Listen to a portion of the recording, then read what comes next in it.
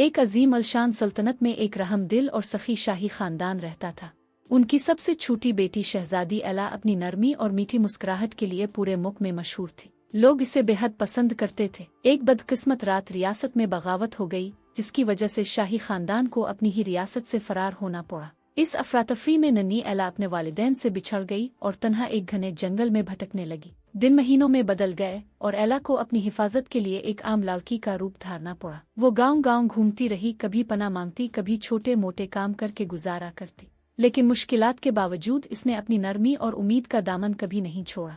वो हमेशा जरूरतमंदों की मदद करती और जो कुछ भी उसके पास होता दूसरों के साथ बांटती। वक्त गुजरता गया और खोई हुई शहजादी की कहानियां एक दास्तान बन गईं। एला अब बड़ी हो चुकी थी, मगर उसके दिल में हमेशा अपने खानदान को पाने की उम्मीद जिंदा थी। एक दिन कुछ मुसाफिर इस गांव में आए जहां एला रहती थी।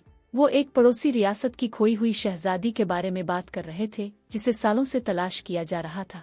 तजस्सुस और उम्मीद के साथ एला उनके पास गई और उन्हें अपनी कहानी सुनाई। इसने एक पुराना लॉकेट भी दिखाया जिस पर शाही मेहर थी और जिसे वो सालों से संभाल कर रखे हुए थी। मुसाफिरों ने फौरन पहचान लिया कि ये शाही खानदान की निशानी थी। उन्होंने इसे बताया कि इसके वालिदैन और रियासत के लोग सालों से इसे तलाश कर रहे थे। खौफ और उम्मीद के मिले जले जज्बात के साथ एला अपनी रियासत वापस गई। जैसे ही वो महल में पहुंची, पूरी रियासत ने खुश दिली से इसका इस्तकबाल किया। न सिर्फ उसके वालिदैन बल्कि रियासत के हर फर्द ने इसे गिले लगाया। इसकी हिम्मत, मेहरबानी और सब्र की कहानी सुनकर हर कोई मुतासिर हुआ। इसकी जिंदगी की आजमाइशों ने सबको ये सिखाया कि उम्मीद और नेकी की ताकत से कोई भी मुश्किल दौर की जा सकती है। इखलाकी सबक: चाहे हम कितने ही खोए हुए महसूस करें, अगर हम उम्मीद और नेकी का दामन थामे रखें तो हम अपनी असल पहचान दोबारा पा सकते हैं और अपने प्यारों से मिल सकते हैं।